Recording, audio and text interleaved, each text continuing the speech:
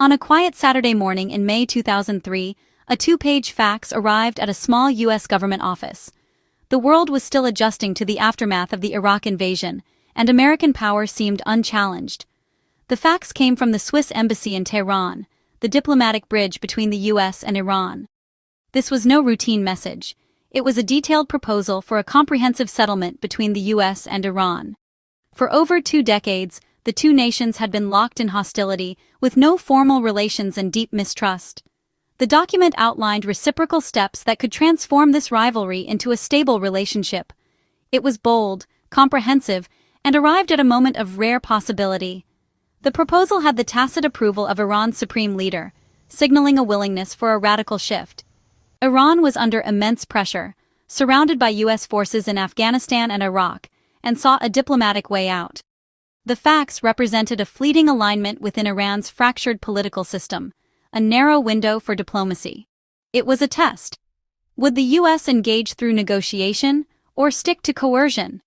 This is not a simple story of good versus evil, but one of missed opportunities and the difficulty of breaking old habits. It's a story of what might have been.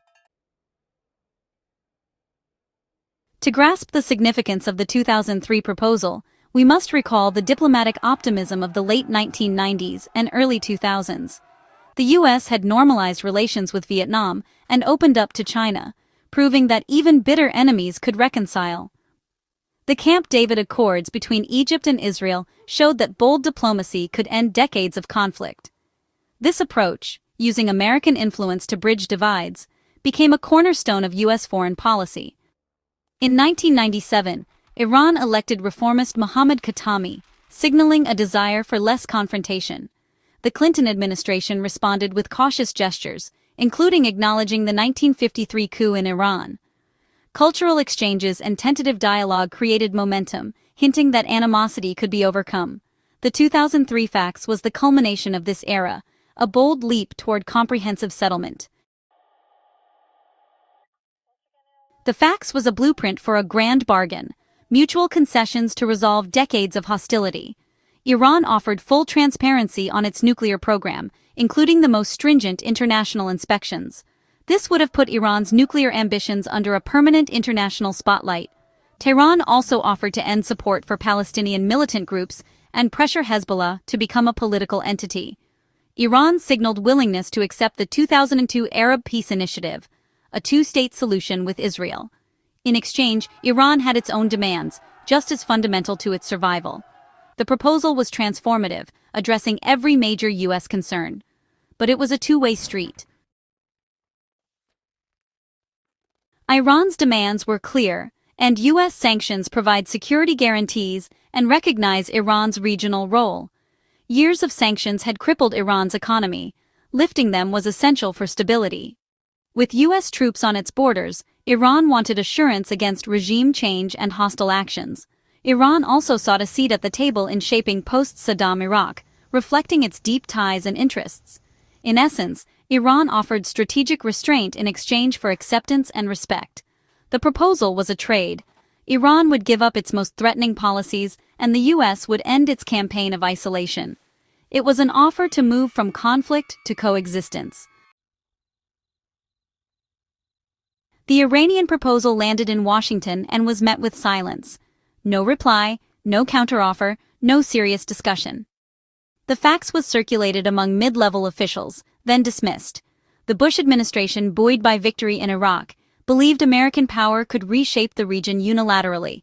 Diplomacy was seen as weakness. Iran's offer was viewed as desperation.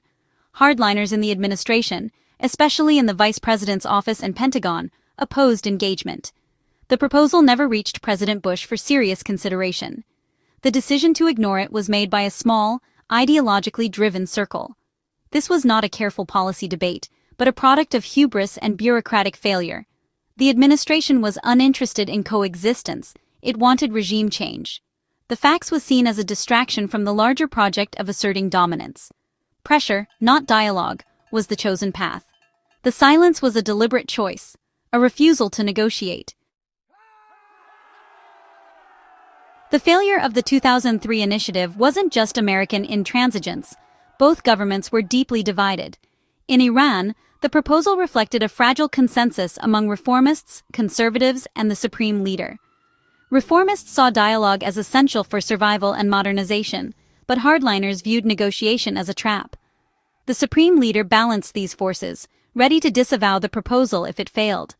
In Washington, the State Department favored diplomacy, but neoconservatives dominated post-9/11 policy. The administration was split between realists and ideologues, leading to incoherent policy. While some saw opportunity, others actively undermined it. Institutional weakness on both sides meant even genuine openings could be sabotaged. The result, a breakthrough was easily lost to internal opposition. The 2003 fax highlights the fragility of diplomacy without proper channels. With no formal ties, U.S.-Iran communication relied on unreliable intermediaries and back channels. Messages could be lost, distorted, or ignored by those opposed to engagement. Successful diplomacy needs sustained engagement, expertise, and institutional memory, none of which existed here. The lack of infrastructure meant fleeting opportunities were easily missed. When the U.S. failed to respond, Iranian hardliners felt vindicated, and reformists were weakened. In Washington, the cycle of mistrust deepened, sidelining moderates. The inability to separate moral distaste from strategic interests became a recurring problem. The fragile message in the fax was never truly tested. Now, in April 2026, the consequences of that missed opportunity are painfully clear. 2 decades of escalating conflict, mistrust, and crisis followed. The nuclear issue became a perpetual source of tension, leading to devastating strikes and sanctions. Regional conflicts intensified, with proxy wars destabilizing the Middle East. Hopes for a 2-state solution vanished amid renewed violence. The Strait of Hormuz became a flashpoint, threatening global stability. The path not taken in 2003 led directly to today's volatile reality. We're left to wonder, what if the U.S. had replied? A reply could have empowered moderates, built trust, and averted crisis. It might have saved countless lives and created a more stable region. We'll never know for certain. But as we look at the wreckage of the past 2 decades, we must ask, could a single reply to a fax have changed history?